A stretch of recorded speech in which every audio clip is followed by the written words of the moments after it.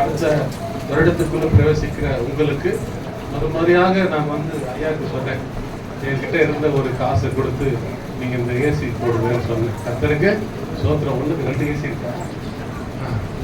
அந்த மாதிரி என்னென்ன தேவை என்று நம்ம ஆண்டவர் அறிந்திருக்கிறேன். கர்த்தருக்கு சோத்திரம். அது போல அடுத்த ஆண்டுக்கு தேவை ஆண்டவரே, நான் இந்த உபவாசம் வந்தேன், இந்த 12 மணி நேரம் நான் ஜெபம் பண்ணேன் பாஸ்டர், எனக்கு ஆண்டவர் பேசினாரு, நான் ஒரு பொருத்தனோட இருக்கிற வீட்டில் போயிட்டு ஜிபே பண்றேன். கர்த்தருக்கு சோத்திரம்.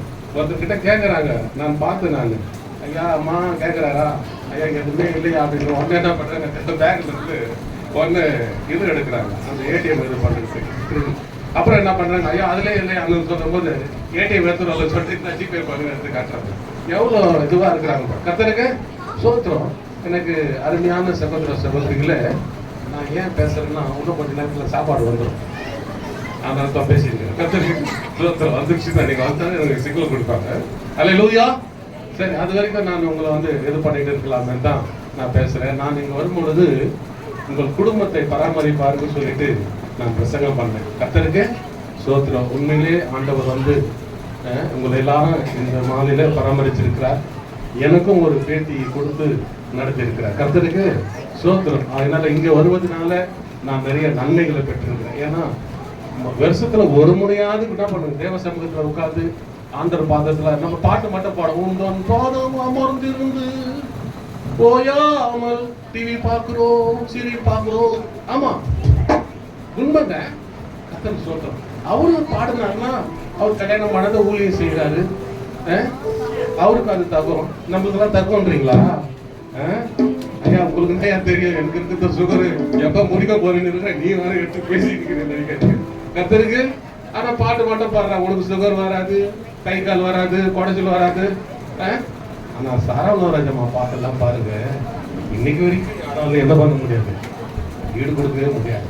கர்த்தருக்கு சோத்திரம். அந்த அம்மா ரோட்ல வந்து போயிட்டு இருந்தாரு, அந்த அம்மா பாட்டு கேட்டுட்டு ரசிக்கப்பட்ட வந்தவர் தான் எங்க எட்வர்ட் மோப்பர் ஐயா.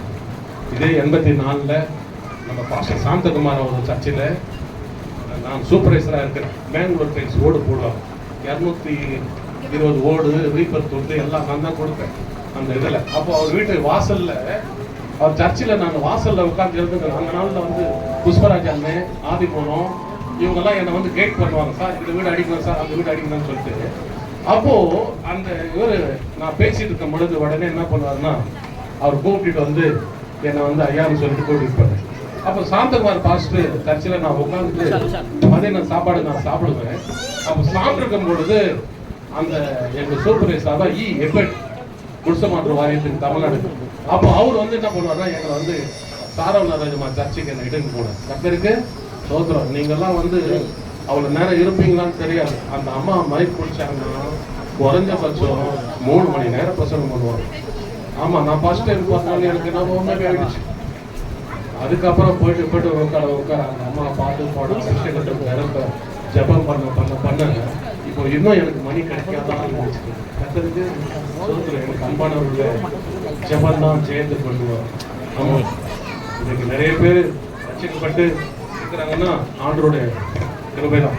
அதனால நீங்க என்ன பண்ணுங்க, நம்ம குடும்பத்துக்காக ஜெபம் பண்ணுங்க, அக்கம் பக்கத்துல இருக்கிறவங்களுக்காக ஜெபம் பண்ணுங்க, குறிப்பா நடிகர்களுக்காக என்ன பண்ணுங்க, ஜெபம் பண்ணுங்க.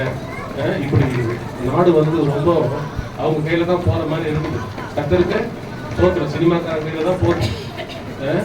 கர்த்தருக்காக சோத்திரம் ஜெபம் பண்ணி இப்படி எல்லாம் இல்லாதபடி ஆண்டவர் பிஜேபி வந்து ஆட்சி நம்ம தமிழ்நாட்டில் வரக்கூடாது, வேற எங்கேயும் வரக்கூடாது. நம்ம அவங்க ஒன்றும் எதிரி கிடையாது, பிஜேபி ஒன்றும் நம்மளுக்கு எதிரி கிடையாது. அவங்களுக்காக சத்துருக்களை என்ன பண்ண ஆண்டவரை ஸ்நேகின்ற. அதனால அவங்கள ஜபம் பண்ணியே என்ன வைக்கணும் நம்ம, அதுதான் நம்மளோட கடமை. அதனால வந்து அவங்க வந்து விரோதமா பார்த்துட்டு அதெல்லாம் நமக்கு தேவையில்லை.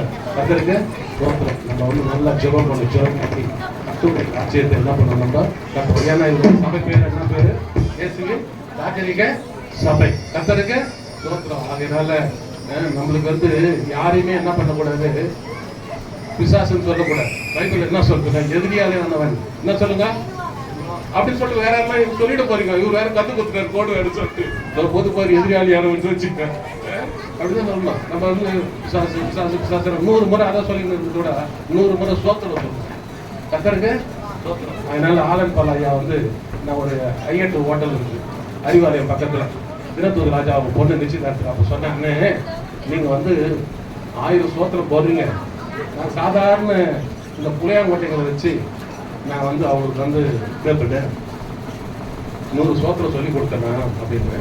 அப்போ நீங்கள் வந்து கீழே என்ன போடுங்க, கர்த்தர் என் மேய்ப்பராக இருக்கிறார், கீழே என்ன போடுங்கண்ணே நான் தாழ்ச்சியடை போட்டு சங்கீதம் 23:1 போடுங்கண்ணே. நீங்கள் வந்து எதுவுமே போட மாட்டீங்க. ரூத்தின் தேவனே மோசையின் தேவனே அவங்க வந்து இதுவாயிட்டாங்க. அதனால வந்து அப்புறம் ஈஸாக்கு அதுதானே வருது. நீங்கள் இவ்வளோ பேர் சொல்கிறத விட வசனத்தை சொல்லுங்கன்னு சொன்னேன் நான். அதனால